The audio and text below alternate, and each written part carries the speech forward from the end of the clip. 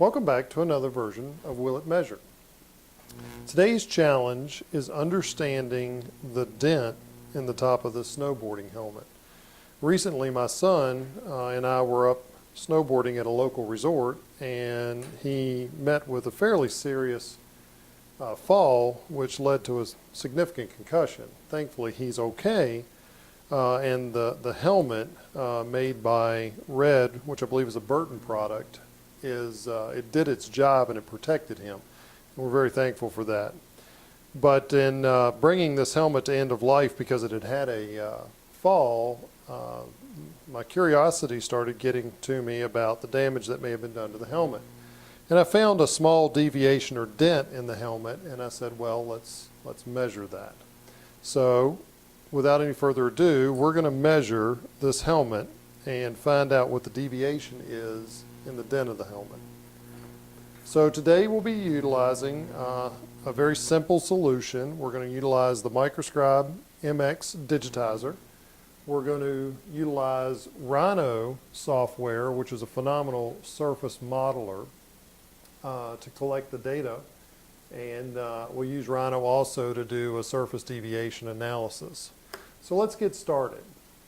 The first thing I'm going to do is set up a set of planes through our part so that we can build our base surface.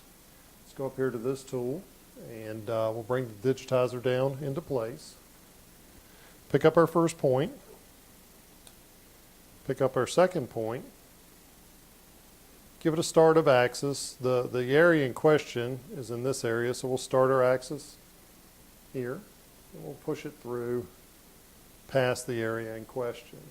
Now, if we notice the top of the toolbar, we've got some distances we can set up. I'm just going to do distance between planes at a 1/2 of an inch.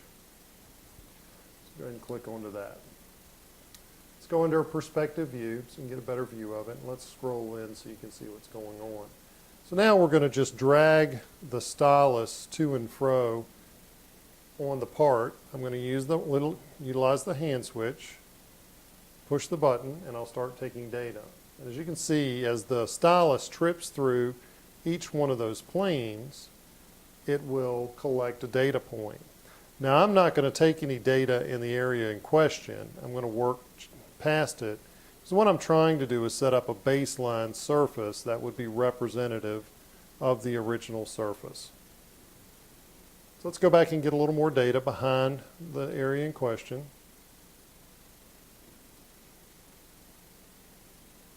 So that fills in a fair amount of data that we can now create a surface. We've got our curve set to yes, so when we hit enter, it will create a set of curves based on the points that we had collected from our digitizer. So let's go ahead and push a surface through there. We'll go ahead and highlight that information, surface, create a simple loft. Let's keep it as original as possible, so we're not going to do anything to rebuild it or refit it. We're just going to take the normal surface, go ahead and click on it. So you can see we've got our surface represented for the helmet. Now let's collect some points that will describe the area in question or the dent. So I'm going to come up here into an auto scan mode. I'm going to tell the system I want to collect points, and I'll bring it over into the area in question. I'm just going to hold the trigger down, and I'm going to collect a series of points. Just moving back and forth across the dent area. We'll gather some information just around the perimeter of the dent. Let's fill in a little bit more information. All right, that should be enough for us to get our exercise done. So we'll go ahead and hit enter to keep those points. Now, let's do an analysis. We'll go in here to analyze. We're going to analyze a surface, and what we're going to look at is a point set deviation. So it'll ask us for the set of points. We'll window in on the set of points, hit enter. It'll ask for the surface. We'll enter that. And then we get a dialog box pop up. Now let's look at the data that we've collected.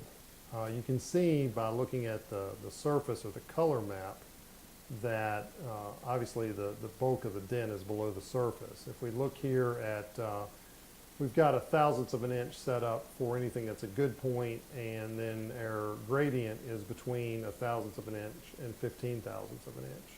So you see all these light blue points, they're sitting there at a thou and a half. So if we roll this surface over, you can get to see the shape. Now the whisker lines are extended by a factor of 10. So it gives you a good graphical representation of what's going on. But remember that that's overextended by multiplying by 10. So, but it gives you a good interpretation of what the indentation on the helmet looks like. Roll this around just a bit more so that you can see it.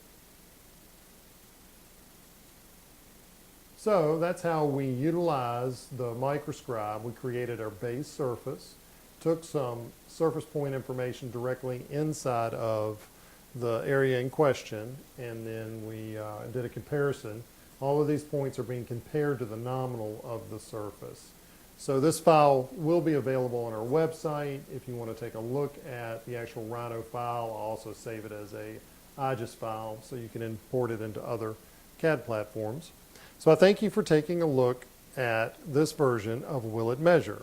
For more information about our products, the Microscribe or the Rhino software, feel free to browse our website at www.gomeasure3d.com, or feel free to give us a call at 434-946-9125.